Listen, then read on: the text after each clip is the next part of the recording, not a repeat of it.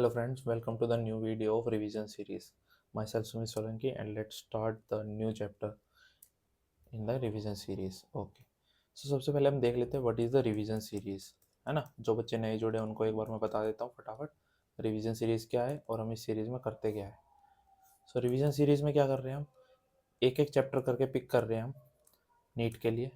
जैसे मैंने फिजिक्स का एक चैप्टर पिछली बार पिक किया था, electrostatics, electric field and charges, and इसमें हम पढ़ रहे हैं इलेक्ट्रिक पोटेंशियल। ओके।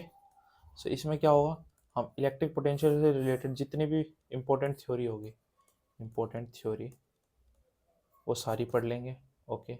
जितने भी इसके रिलेटेड फॉर्मूले होंगे वो सारे हम पढ़ लेंगे, एंड जितनी भी शॉर्ट ट्रिक्स होंगी वो सब पढ़ लेंगे क्वेश्चन सोल्व करने के लिए, जो भी हमारे लिए हेल्पफुल होंगी। और जितने भी इससे रिलेटेड फैक्ट्स होंगे वो सब पढ़ लेंगे। एंड ये वीडियो क्विक होने वाली है, मतलब क्विक रिवीजन, क्योंकि आप सबके पास बहुत कम टाइम बचा है। मैं आपके टाइम के इंपॉर्टेंस के हिसाब से वीडियो बना रहा हूँ, आपके कन्वीनियंस के हिसाब। तो ये वीडियो मिनिमम 15 to 30 मिनट्स की रहेगी, और इसमें जितने भी नीट से रिलेटेड थ्योरी होगी इलेक्ट्रिक पोटेंशियल से वो सारी आपको पढ़ा दी जाएगी। ओके। सो वीडियो को विदाउट टाइम वेस्ट आगे मूव करते हैं। Okay, let's start. Okay, so our first topic will be the electric potential. So electric potential start करते हैं हम, क्या होता है इलेक्ट्रिक पोटेंशियल। सबसे पहले इसके डेफिनेशन से स्टार्ट करेंगे। ओके, इसके डेफिनेशन देख लेते हैं एक बार। इसकी डेफिनेशन क्या बोले, potential at a point defined as amount of work done, amount of work done to bring a unit charge. Okay, एक यूनिट चार्ज को ब्रिंग करने के लिए from infinity to A divided by a charge itself. Okay, without change in its kinetic energy. Okay, इसकी definition में क्या बोला, potential क्या है, इसकी डेफिनेशन देख लेते हैं हमें क्या बोल रहे हैं। अमाउंट ऑफ वर्क डन मतलब कितना वर्क डन लगेगा एक यूनिट चार्ज को इन्फिनिटी से ए पॉइंट पे ले जाने के लिए, उसके चार्ज से डिवाइड कर देंगे और तो हमारे पास क्या आ जाएगा, पोटेंशियल। ऐसे आपको समझ में नहीं आएगा, मैं आपको डायग्राम से समझा देता हूँ। ओके, सपोज कर लीजिए मेरे पास ये क्यू चार्ज है, इससे आर डिस्टेंस दूर मुझे किसी पी पॉइंट पे मुझे इलेक्ट्रिक पोटेंशियल फाइंड करना है। सो मैं कैसे करूँगा, मैं किसी क्यू नॉट चार्ज को, यूनिट चार्ज है ये, यूनिट चार्ज स्मॉल, ठीक है, इसको मैं इन्फिनिटी से इस पी पॉइंट पे, इसको पी बोल देता हूँ मैं ताकि आपको कन्फ्यूजन ना हो, ठीक है। इस पी पॉइंट पर लेकर आऊँगा मैं इस यूनिट चार्ज को, और जितना वर्क डन मेरा लगेगा, इसमें इसको यहाँ से मूव करा रहा हूँ तो इसके कारण क्या इलेक्ट्रिक फोर्स लग रहा होगा ना इस पर, k q one q naught by r square, जितना भी डिस्टेंस दूर होगा, है ना। तो इसके कारण मुझे कुछ वर्क करना पड़ रहा होगा, तो उस वर्क के कारण कुछ भी जो वर्क आ रहा होगा मेरा, उस वर्क को मैं अगर इस चार्ज के मैग्नीट्यूड से डिवाइड कर दूँ तो मेरे पास इलेक्ट्रिक पोटेंशियल आ जाएगा। सो इसकी डेफिनेशन थी, है ना, मैंने आपको डेफिनेशन समझा दी है ताकि इससे रिलेटेड कोई भी बेसिक क्वेश्चन भी है तो आप कर पाए।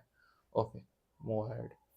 सो हमारे पास क्या है ये, देख लेते हैं डेफिनेशन से इसकी वैल्यू क्या आ रही है मेरे पास। Potential at a point P with work done by external agent from infinity to point P divide by q naught, है ना। वर्क डन यहाँ से इन्फिनिटी से पी पॉइंट पे ले जाने के लिए कितना करना पड़ा, डिवाइड कर दिया उससे क्यू नॉट से, तो मेरे पास पोटेंशियल पता चल जाएगा इस पी पॉइंट पे क्यू चार्ज के कारण। ओके, इतना पॉइंट तो सबको क्लियर होगा। ओके, तो हम इसको सोल्व करते हैं जब इस चीज़ को, तो हमारे पास पोटेंशियल क्या आता है, पोटेंशियल का फॉर्मूला के क्यू बाय आर। इसकी डेरिवेशन भी मैंने आपको कराई है एट द एंड लास्ट में वीडियो के, सो आप वहाँ से कंसिडर कर लेना, है ना। सो पोटेंशियल क्या आएगा मेरे पास, k q by are. Okay, और देख लेते हैं हमारे पास पोटेंशियल के बारे में। पोटेंशियल क्या है, एक तरह की स्केलर क्वांटिटी है हमारे पास। पोटेंशियल क्या है, स्केलर क्वांटिटी। स्केलर क्वांटिटी मतलब जिसकी कोई डायरेक्शन नहीं होती, है ना, स्केलर है। तो स्केलर क्वांटिटीज की में क्या रखते हैं हम, जो भी चीज़ हम रखते हैं वो साइन के साथ रखते हैं। सो इसमें हम क्यू जो चार्ज है उसको साइन के साथ पुट करेंगे इस फॉर्मूले में। ओके, सो अभी तक हमने इलेक्ट्रिक पोटेंशियल के बारे में पढ़ लिया है, ये सारी इंफॉर्मेशन बहुत इंपॉर्टेंट है। आप इसको वन बाय वन समझ सकते हो, है ना। जिस पॉइंट पे भी डाउट लग रहा है उस पर वीडियो पॉज करके आप रिपीट करके समझ सकते हो। Okay, let's move ahead. Okay, अब हम पढ़ते हैं अब इलेक्ट्रिक फील्ड एंड पोटेंशियल के कर्व में, जो हमने पढ़ा था ना, इलेक्ट्रिक फील्ड और पोटेंशियल के कर्व के बारे में पढ़ते हैं हम इस वीडियो में। ओके, तो मैं आपको बता ही देता हूँ थोड़ा, ठीक है। सो देखिए, मान लीजिए इलेक्ट्रिक फील्ड का हमारे पास फॉर्मूला क्या होता था, k q by r square, and potential का होता था मेरे पास के क्यू बाय आर, है ना। सो मेरे को पता है कि वी वी जो है पोटेंशियल वो इन्वर्सली प्रोपोर्शनल है आर के, एंड इलेक्ट्रिक फील्ड के आर स्क्वायर के। सो इन दोनों के हमारे कई बार पूछ लेता है, डायरेक्ट ग्राफ ही पूछ लेता है कि इन दोनों का ग्राफ एक्सप्लेन करो हमें, है ना। ऑप्शन में दे देगा तो इस तरह का कुछ ग्राफ बनता है, मैं आपको एक्सप्लेन भी कर देता हूँ ये ग्राफ कैसे बना है। ओके, सो इसमें क्या हो रहा है, जब अगर मैं इसको आर की वैल्यू को अगर मैं 1 पुट करता हूँ, चलो मैं आपको दिखा देता हूँ, इसको इरेज कर देते हैं एक बार। ओके, हाँ, और इलेक्ट्रिक फील्ड कैसी क्वांटिटी है, वेक्टर, और पोटेंशियल कैसा क्वांटिटी है, स्केलर, जो मैंने आपको भी बताया। सो देख लेते हैं, आर इक्वल्स टू 1 पर, आर इक्वल्स टू 1 पर क्या होगी मेरे पास, इलेक्ट्रिक फील्ड की वैल्यू के क्यू हो जाएगी, एंड वी की भी के क्यू हो जाएगी, मतलब दोनों बराबर होंगे इस पॉइंट पे, आर इक्वल्स टू 1 पे। इतना सबको क्लियर है? Okay, let's move ahead. R less than 1 पे क्या होगा, बस मतलब कि आर जो है इसके डिनोमिनेटर वो 1 से कम है ना, मान लीजिए 0.25 है कुछ, 0.25। सो अगर मैं इसका स्क्वायर करूँ 0.25 का, तो ये और 0.625 बन जाएगा, 0.625, है ना, और ये बन जाएगा मेरे पास 0.25। तो इसका डिनोमिनेटर तो और कम हो गया, और डिनोमिनेटर कम होगा तो न्यूमरेटर ज़्यादा बढ़ जाएगा, है ना। तो यहाँ से मैं क्या बोल सकता हूँ कि मेरे पास ई क्या हो जाएगा, ज़्यादा हो जाएगा, और वी कम हो जाएगा, एज कंपेयर करूँगा तो मैं, है ना, सेम वैल्यू ऑफ आर के लिए। सो मेरे पास यहाँ पर क्या आ रही है, जितनी भी कम है 1 से वैल्यू, इस पर वी कम है मेरे पास, और ई की वैल्यू ज़्यादा है ना, ये चीज़ हम ध्यान रखेंगे। Okay, and r greater than 1 के लिए क्या होगा मेरे पास, आर ग्रेटर देन 1 के लिए डिनोमिनेटर ज़्यादा तेज बढ़ेगा, तो मतलब न्यूमरेटर घटेगा, सो ई कम होगा इस केस में, और वी ज़्यादा होगा। सो अगर आपको ये चीज़ समझ में भी नहीं आई ना कि ये चीज़ कैसे हुई है, सो आपको बस ये याद रखना है, आर इक्वल्स टू 1 पे कम होगा, और आर से 1 पे, मतलब आर 1 से कम वाली पे ई ज़्यादा होगा, और 1 से ज़्यादा पे वी ज़्यादा होगा। ओके, ये कर्व बहुत इंपॉर्टेंट है, कई बार पूछा गया है पेपर में, सो आप इस चीज़ का ध्यान रखोगे, है ना। ओके, आगे मूव करते हैं। ओके, यहाँ पर ई वो कम होगा। So now we due to electric potential due to dipole. Okay, so हम अपनी अगली स्लाइड पे चलते हैं, let's start. So electric potential due to dipole पढ़ेंगे अब इस स्लाइड में।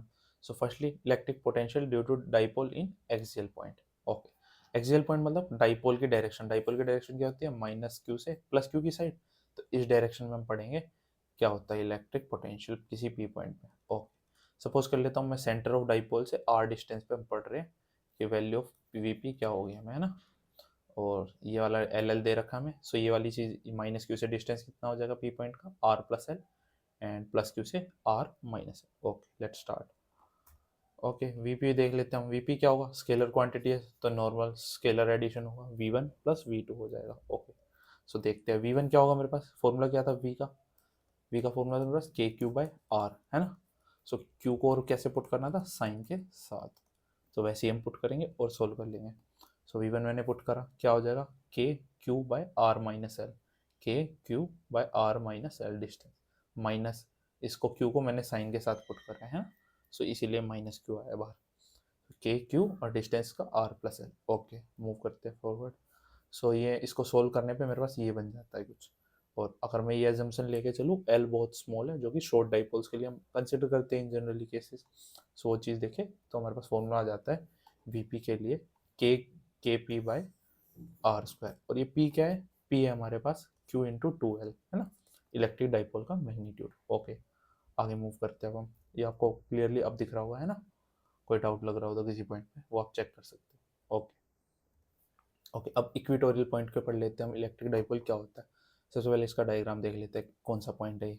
इक्वेटोरियल मतलब परपेंडिकुलर बाइसेक्टर वाला पॉइंट, है ना, ये वाला पॉइंट हमारा इस लाइन पर। ओके, सो ये वाला डिस्टेंस मैं मान लेता हूँ आर है, और ये एल है।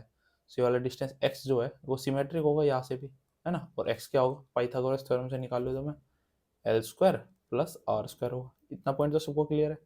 सो अब इस पी पॉइंट पर अगर मैं डाइपोल लिखूँ तो वो क्या आ जाएगा मेरे पास, V P equals to V one plus V two, है ना। सो देख लेते हैं वी पी क्या आ जाएगा, k q by x minus के क्यू बाई एक्स, दोनों कैंसिल आउट हो जाएंगे, तो मेरे पास क्या आ जाएगा, इलेक्ट्रिक डाइपोल इस पॉइंट पे, इक्वेटोरियल पॉइंट पे हमेशा जीरो होता है।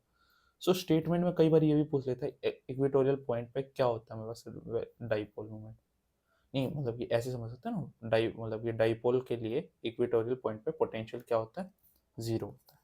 ओके, सो आगे मूव करते हैं।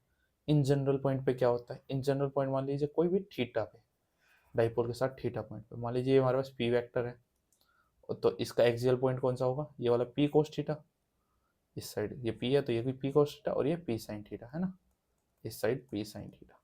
अब पी साइन थीटा इसके लिए कैसा पॉइंट हो गया, इक्वेटोरियल पॉइंट, इक्वेटोरियल पॉइंट के लिए जीरो, और इसके लिए हमने पढ़ा के पी बाय आर स्क्वायर, और पी क्या है इस केस में, P cos theta. So in general point पे आप ये याद रखोगे पोटेंशियल क्या होता है, k p by k p cos theta by r square. Okay, आगे मूव करते हैं।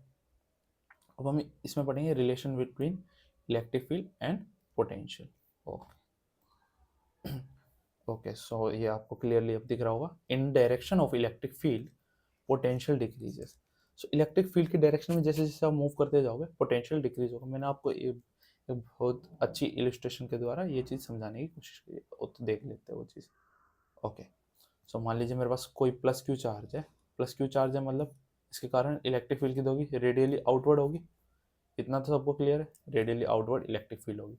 मान लीजिए 1 मीटर है, ये 2 मीटर है, ये 3 मीटर है ना। सो इसके कारण इलेक्ट्रिक फील्ड रेडियली आउटवर्ड है, तो इस पे पोटेंशियल देखो तो मैं क्या हो जाएगा, वी क्या हो जाएगा, KQ/1, KQ/2 and KQ/3। So denominator बढ़ता जा रहा है तो ओवरऑल वैल्यू क्या हो रही है, डिक्रीज हो रही है। तो इलेक्ट्रिक फील्ड की डायरेक्शन में मेरे पास क्या हो रहा है, इलेक्ट्रिक फील्ड की डायरेक्शन ये है, तो पोटेंशियल इस डायरेक्शन में क्या हो रहा है, डिक्रीज हो रहा है। ये चीज़ मैंने समझाने की कोशिश की। एक और एग्जांपल देख लेते हैं माइनस क्यू चार्ज के लिए। माइनस क्यू चार्ज के लिए क्या होती है, इलेक्ट्रिक फील्ड रेडियली इनवर्ड, तो अंदर की साइड आ रही है इलेक्ट्रिक फील्ड, ऐसे मूव कर रही है चार्ज ऐसे, और पॉजिटिव के लिए आउटवर्ड मूव कर रही है। ओके, रेडियली इनवर्ड मूव कर रही है। तो इस केस में क्या हो रहा होगा, जैसे जैसे पोटेंशियल इस साइड इंक्रीज हो रहा होगा, है ना, potential increases in the right direction opposite to the electric field. Okay, देख लेते हैं। सो v equals to -KQ/1, -KQ/2, -KQ/3, है ना। जैसे जैसे डिनोमीटर बढ़ रहा है नेगेटिव में, तो वैल्यू क्या हो रही है, इंक्रीज में। क्यों नेगेटिव में, तो छोटी वैल्यू क्या होती है, बड़ी होती है ना। स्केल में, जैसे स्केल में समझाऊँ तो मैं आपको, ये 1 है, ये -1 है, ये -2। सो -2 ज़्यादा छोटी है एज कम्पेयर टू 1 -1 बड़ा है ना। सो वो चीज़ होती है। ओके, सो मैंने आपको ये समझा दिया है। अब देख लेते हैं इलेक्ट्रिक फील्ड यूनिफॉर्म में होगी तो पोटेंशियल उसके साथ कैसे वेरी करता है। ओके, लेट्स सी। मान लीजिए ये डायग्राम में बस इलेक्ट्रिक फील्ड का यूनिफॉर्म है आपस में। ओके, तो ये क्यू चार्ज है कोई मेरे पास, ए पॉइंट से बी पॉइंट पे मुझे इसको ले जाना है। सो इस केस में पोटेंशियल और इलेक्ट्रिक फील्ड कैसे वेरी करेंगे एक दूसरे के साथ, क्या रिलेशन होगा वो समझते हैं। सो इसके पास क्या लग रहा होगा, इलेक्ट्रिक फोर्स लग रहा होगा इधर, है ना। इलेक्ट्रिक मतलब इलेक्ट्रिक फील्ड में तो इसके ऊपर फोर्स लग रहा होगा क्यू। सो एक्सटर्नल फोर्स कितना हो रहा होगा मेरे पास, क्यू के बराबर ही है ना, negative. So F external equals to -FE हो रहा होगा। ओके, देखते हैं इस चीज़ को। ये चीज़ है ना, एफ एक्सटर्नल क्या हो रहा होगा, -FE, जो कि -QE के बराबर होगा। ओके ओके, और मेरे पास क्या होगा, डेफिनेशन क्या होती है पोटेंशियल की, VB - VA equals to work done by external agent A to P। मतलब ए इस केस में मैं मान रहा हूँ कि इन्फिनिटी, जैसे हम समझते थे ना, इन्फिनिटी टू दिस पॉइंट के लिए। सो वही चीज़ है। इन्फिनिटी क्या था उसमें, इनिशियल पॉइंट, मतलब कि हम ऐसे समझते हैं इनिशियल पॉइंट से फाइनल पॉइंट को ले जाने के लिए, ये फाइनल पॉइंट पे ले जाने के लिए जो भी वर्क डन करना पड़ता है हमें, उसको डिवाइड कर देंगे उसी चार्ज से, तो हमारे पास क्या आ जाता है, उसका पोटेंशियल डिफरेंस फाइनल पॉइंट से इनिशियल पॉइंट के लिए। ओके, सो वो चीज़ हमारे पास जीरो हो जा रही थी, इसीलिए मैं लिख नहीं रहा था। ओके, सो इस चीज़ को कंसिडर कर लेंगे। Let's see. सो देखें तो हम VB - VA equals to work done by, ये हुआ ना final point minus initial point, और ये वर्क डन कहाँ से, इनिशियल से फाइनल के लिए। इस चीज़ का आपको ज़रूर से ध्यान रखना है कि जो वर्क डन लेते हैं वो external work done initial point से फाइनल पॉइंट की तरफ लेते हैं, और पोटेंशियल डिफरेंस क्या होता है, फाइनल टू इनिशियल के लिए। ओके, आगे मूव करते हैं। सो ये थोड़ा आपको दिख नहीं रहा होगा, इसीलिए इरेज कर देता हूँ मैं। ओके, हाँ, सो देखते हैं ये चीज़। So work done by external agent क्या हो जाएगा, मैंने फोर्स, वर्क डन क्या होता है मेरा, फोर्स इंटू डिस्प्लेसमेंट, है ना। सो इन दोनों का dot product -QE.R divide by Q। तो Q से Q कट गया तो मेरे पास क्या आ गया, E.R। सो मेरे पास डेल्टा V का मैग्नीट्यूड क्या है, मतलब E माइनस का E.R। सो यह रिलेशन होगा मेरे पास जब इलेक्ट्रिक फील्ड क्या होगी, यूनिफॉर्म होगी और कांस्टेंट होगी। सो उस केस में क्या होगा मेरे पास, potential difference and electric field के बीच का relation delta V equals to minus का E.R। इसको आप डायरेक्टली याद रखो, ये कई बार पूछा जाता है MCQ में, और इस पर बहुत सारे क्वेश्चन भी बनते हैं। ओके, और इसको आप ऐसे भी देख सकते हो, ई क्या हो रहा है मेरे पास, डेल्टा V बाई आर, जिसकी एक इलेक्ट्रिक फील्ड की नई यूनिट हम पढ़ रहे थे ना, इलेक्ट्रिक फील्ड एंड चार्जेस में, तो वो क्या रही थी, वोल्ट बाय मीटर। सो ये कई बार ये यूनिट दी जाती है और पूछता है कि किसकी यूनिट है, तो ये इलेक्ट्रिक फील्ड की यूनिट होती है। ओके, सो आगे मूव करते हैं। Electric field is non uniform. जब इलेक्ट्रिक फील्ड नॉन यूनिफॉर्म होगी उस केस के लिए हम पढ़ाई कर लेते हैं। ओके, उस केस में क्या होगा, delta V equals to minus का इंटीग्रेशन ऑफ E.dr होता है। ओके, सो मतलब dV क्या हो जाएगा मेरे पास, माइनस का EX/dx प्लस का EY/dy प्लस का EZ/dz। ओके, ये चीज़ हो जाती है ना। dv। ये मैंने डेल्टा वी नहीं लिखा, डेल्टा वी लिखने के लिए आपको इसको इंटीग्रेट करना पड़ता है, तो मैंने इस फॉर्मूले का अंदर वाला हिस्सा लिख दिया है। ओके, सो ई एक्स क्या होता है इस केस में, अगर मुझसे ही पूछ ले इलेक्ट्रिक फील्ड बताओ एक्स में, एक्स डायरेक्शन में, सो वो क्या होगी डी माइनस का d V by d x, ऐसे वाई में माइनस का d V by d y. Okay, E z होगा, सो ई वेक्टर क्या बन जाएगा E x i cap plus का E y j cap and E z k cap. Okay okay, move करें, so electric field क्या आ जाएगी मेरे पास, माइनस का d V by d x i cap plus d V by d y and j cap and this whole. Okay, so किसी भी electric field के लिए हमारे पास डायरेक्टली पहले तो ये फॉर्मूला भी पूछ लेता है डायरेक्ट, और इस पर बहुत ज़्यादा क्वेश्चन पूछे जाते हैं, ये फॉर्मूला बहुत इंपॉर्टेंट है, आप इसको अपने शॉर्ट नोट्स में ऐड भी कर सकते हो, ये फॉर्मूला इतना ज़्यादा इंपॉर्टेंट है, इस पर मतलब लगभग मान लीजिए हर साल एक क्वेश्चन बन रहा है, सो ये बहुत इंपॉर्टेंट क्वेश्चन है। ओके, सो आगे मूव करते हैं, अब हम स्टडी कर लेते हैं इक्विपोटेंशियल सरफेसेस के बारे में। What are the equipotential surfaces, तो सबसे पहले इसकी डेफिनेशन देख लेते हैं क्या है। इसकी डेफिनेशन क्या है, collection of all points having the same potential, ऐसे पॉइंट्स की कलेक्शन जिनका सेम पोटेंशियल हो। ओके, देख लेते हैं अब इसकी डेफिनेशन क्या है। डेफिनेशन जैसे कि हमने देखी, ऐसा मतलब ऐसा कलेक्शन ऑफ पॉइंट्स जिसके पास सेम पोटेंशियल, ऐसा सरफेस जहाँ पर सरफेस जिस पर क्या हो वी सेम हो हमारे पास, है ना, यही तो बोल रही है डेफिनेशन। सो देख लेते हैं, मान लीजिए प्लस क्यू चार्ज है, इसके कारण इलेक्ट्रिक फील्ड कैसी है, रेडियली आउटवर्ड है। अब ये वाला पॉइंट जो होगा मेरे पास, ये वाला पॉइंट, ये इस पॉइंट के कलेक्शंस को क्या बोलेंगे हम, इक्विपोटेंशियल सरफेस। ओके, जो कि क्या हो रहा है मैं कुछ आपको स्टैंडर्ड इक्विपोटेंशियल सरफेसेस बता देता हूँ, जैसे कि प्लस क्यू चार्ज के कारण क्या होगा, माइनस क्यू चार्ज के कारण क्या होगा, लीनियर चार्ज के कारण क्या होगा, एंड यूनिफॉर्म इलेक्ट्रिक फील्ड के लिए क्या होगा। ओके, ये सब पढ़ लेंगे। प्लस क्यू चार्ज के कारण क्या होगा, सर्कुलर होगा, सर्कुलर। ओके, ये भी एमसीक्यू में पूछ लेता है इक्विपोटेंशियल सरफेस इसके इस चार्ज के लिए कैसा होगा और उस चार्ज के लिए कैसा होगा, जितने भी स्टैंडर्ड पूछे जाते हैं मैंने वो सब आपको मेंशन कर दिए। ओके, माइनस क्यू चार्ज के लिए भी सर्कुलर होगा, जिसके कारण इलेक्ट्रिक फील्ड कैसी होती है, radially inward. Okay, and finite charge के लिए कितना होगा, सर सिलेंड्रिकल होगा, सिलेंड्रिकल। कैसा है, लीनियर चार्ज के लिए, लीनियर के लिए। Okay, and uniform electric field के लिए क्या होगा हमारे पास, प्लेनर होगा, प्लेनर।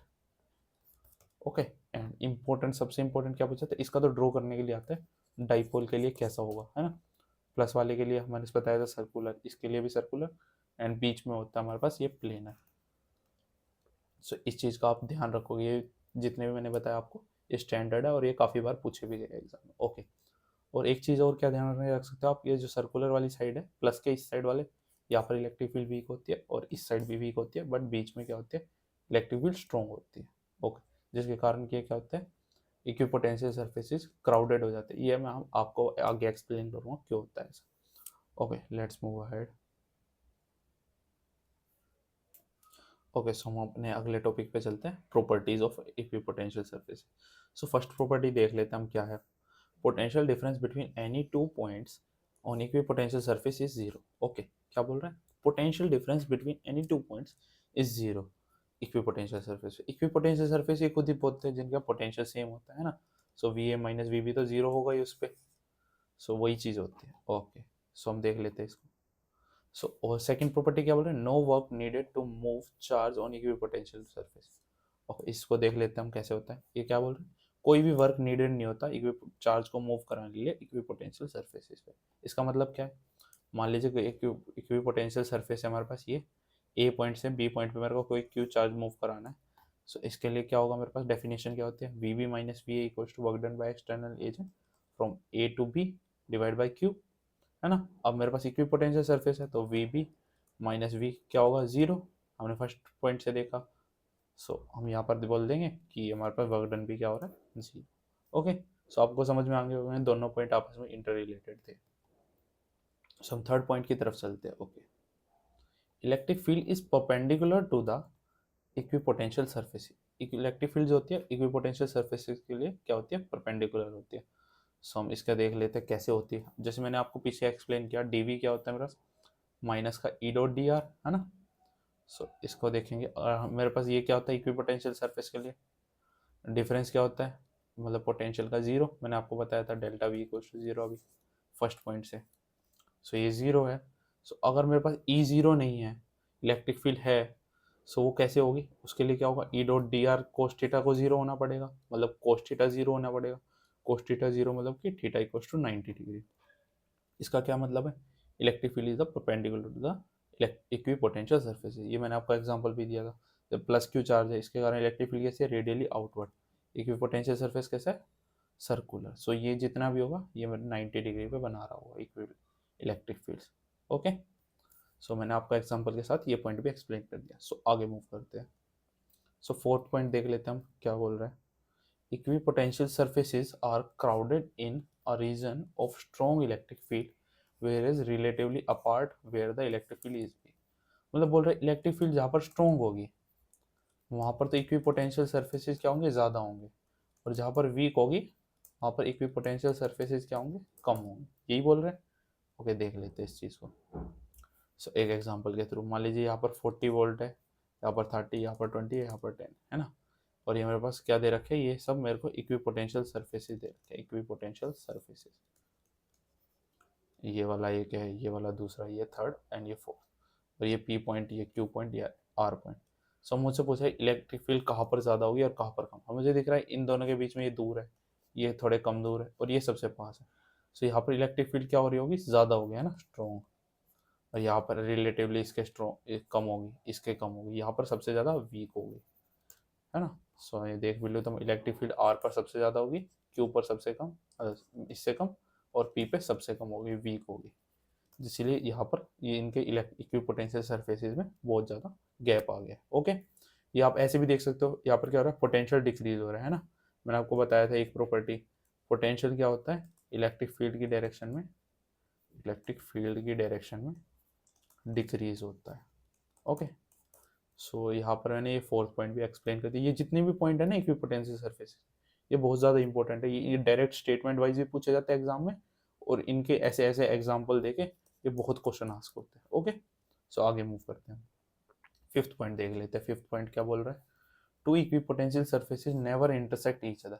कोई भी दो इक्विपोटेंशियल सरफेसेस आपस में इंटरसेक्ट कभी नहीं कर सकते। Okay, because they do so, then at a point of intersection there will be a two direction of electric field. अगर ये कर जाएंगे तो उस पॉइंट पे इलेक्ट्रिक फील्ड की दो डायरेक्शन होगी। लेट्स सी, मान लीजिए फर्स्ट वाला मेरे पास इक्विपोटेंशियल सरफेस है, ये वाला, इक्विपोटेंशियल इलेक्ट्रिक फील्ड की डायरेक्शन क्या होगी, इक्विपोटेंशियल सरफेस के परपेंडिकुलर ये होगी, है ना, इलेक्ट्रिक फील्ड। और ये मेरे पास सेकंड इक्विपोटेंशियल सरफेस, ये दोनों आपस में इंटरसेक्ट करके, तो इसके लिए इक्विपोटेंशियल की डायरेक्शन, इलेक्ट्रिक फील्ड की डायरेक्शन क्या होगी, ये होगी परपेंडिकुलर टू इट, है ना, E2। सो इलेक्ट्रिक फील्ड की इस पॉइंट पे क्या होगी, दो डायरेक्शन आ गई, एक इस साइड एक इस साइड, आपस में पकड़ेंगे तो ये चीज़ पॉसिबल नहीं है ना। इसीलिए मैं बोल रहा हूँ इलेक्ट्रिक इक्विपोटेंशियल सरफेसेस कभी इंटरसेक्ट एक दूसरे से नहीं कर सकते। ओके, सिक्स पॉइंट देख लेते हैं हम। सो सिक्स पॉइंट क्या बोल रहा हूँ मुझसे, a charge conductor of any shape under equilibrium condition behaves electrostatic condition में कैसे बिहेव करेगा, इक्विपोटेंशियल सरफेस की तरह, है ना। ये चीज़ देख लेते हैं हम। सो क्या बोल रहे हैं मेरे को, अगर मान लीजिए कोई कंडक्टर है, कंडक्टर के लिए मैंने आपको प्रॉपर्टीज बताई थी, ये हमेशा कंडक्टर की इलेक्ट्रिक फील्ड क्या होगी, कंडक्टर के लिए इलेक्ट्रिक फील्ड जो होगी उसके सरफेस के परपेंडिकुलर होगी, है ना। जैसे मान लीजिए सरफेस है कंडक्टर का, तो इसके परपेंडिकुलर होगी हमेशा इलेक्ट्रिक फील्ड। ओके, सो ये एक प्रॉपर्टी शो कर रहा है इक्विपोटेंशियल सरफेसेस की।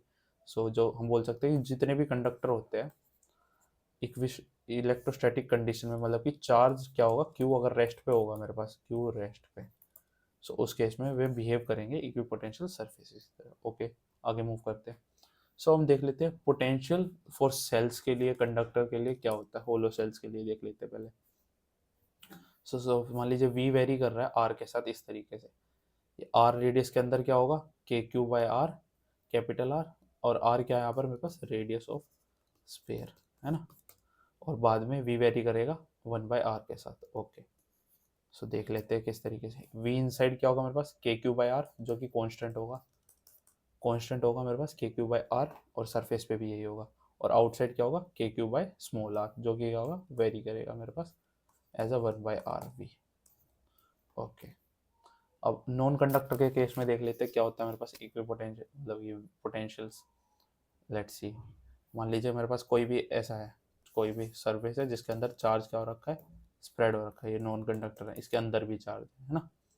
सो इस केस में मेरे पास इसके अंदर पोटेंशियल किसी भी पॉइंट पे लिखना है सेंटर से, आर डिस्टेंस दूर, तो मैं क्या बोलूँगा, के q by r 3/2 minus 1/r 2 का आर स्क्वायर बाय, इसका आपको डेरिवेशन कभी भी रिक्वायर्ड नहीं होगी, आप इसका फॉर्मूला याद रखोगे, बट कई बार पूछ लेता है, क्या पूछ रहा है, तो सबसे ज़्यादा क्वेश्चन आज क्या हो रखा है हमारे पास, ये वाला क्वेश्चन पूछा जाता है सबसे, कि जो वी इनसाइड होता है वो डिक्रीज करता है सेंटर से सरफेस की तरफ, सेंटर से जब हम सरफेस की तरफ बढ़ेंगे तो ये क्या होगा, वी डिक्रीज होगा मेरे पास, लेट्स सी। और कितना डिक्रीज होता है, सेंटर पे क्या होता है मेरे पास 3/2 के क्यू बाय, इसमें अगर आर आप पुट करोगे कैपिटल आर के बराबर, सो आपको ये वाला रिजल्ट मिल जाता है। और ये वाला रिजल्ट बहुत इंपॉर्टेंट है, कई बार डायरेक्ट नीट में एज इट इज़ पूछा भी गया है ना। सो आप इस स्लाइड को अच्छे से याद रखोगे। ओके, सो इसका एक बार हम कर्व भी देख लेते हैं किस तरीके का बनता है, कई पेपर में कर्व पूछा गया तो आप बता पाओगे। ओके, तो इसका कर्व ऐसा बनता है, आउटसाइड तो सेम नेचर शो करेगा मेरे पास k q by r, but inside क्या हो जाएगा, k q by r 3/2 minus 1/2 r square by r. Okay, so आगे मूव करते हैं हम, electrostatic potential energy sorry. Okay, ये देख लेते हैं, तो इसकी डेफिनेशन देख लेते हैं सबसे पहले क्या होती है हमारे पास, है ना। ये किसी भी एक पॉइंट के लिए डिफाइन नहीं होती है ना। सो इसकी डेफिनेशन क्या होगी, किसी एक पॉइंट के लिए तो डिफाइन है नहीं इलेक्ट्रोस्टैटिक पोटेंशियल एनर्जी। सो हम मल्टीपल पॉइंट्स के लिए, मल्टीपल चार्जेस के लिए देखते हैं ना, एक से ज़्यादा चार्ज। सो हम 2 चार्जेस के लिए पढ़ लेते हैं क्या होती है electrostatic potential energy, delta U, U f minus U i final minus initial.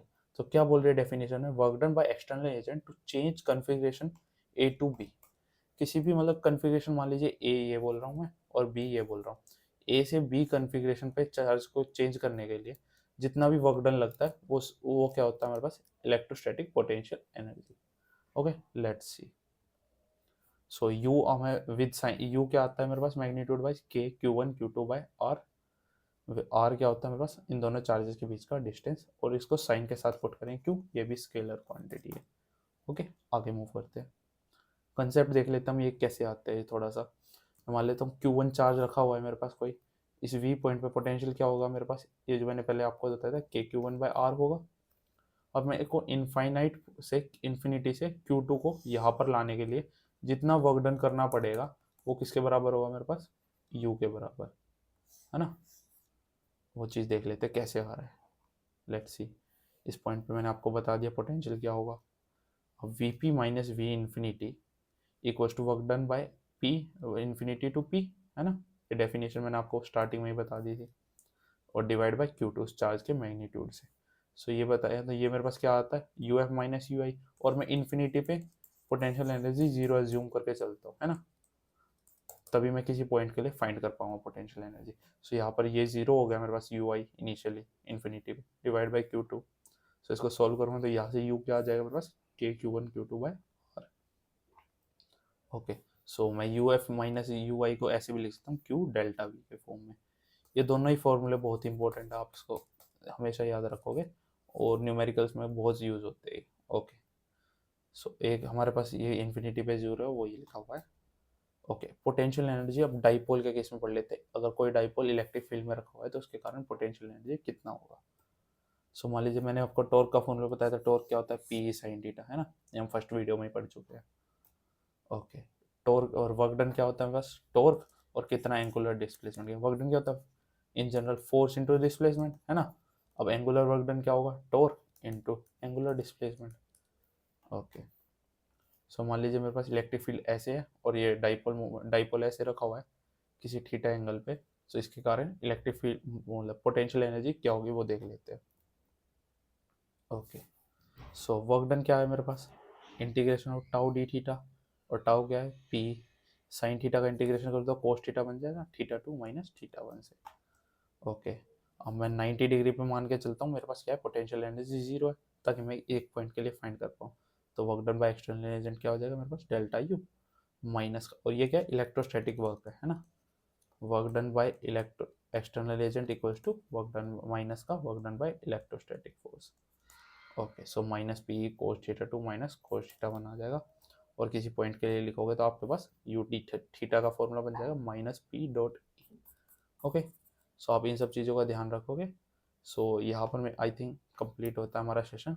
मैंने आपको जितनी भी इम्पोर्टेंट थ्योरी थी इलेक्ट्रोस्टैटिक पोटेंशियल से रिलेटेड वो सारी कंप्लीट कर दी। ओके, और आपको वीडियो अच्छी लगी हो तो आप अपने दोस्तों के साथ शेयर कर सकते हो। Thank you so much, have a nice day.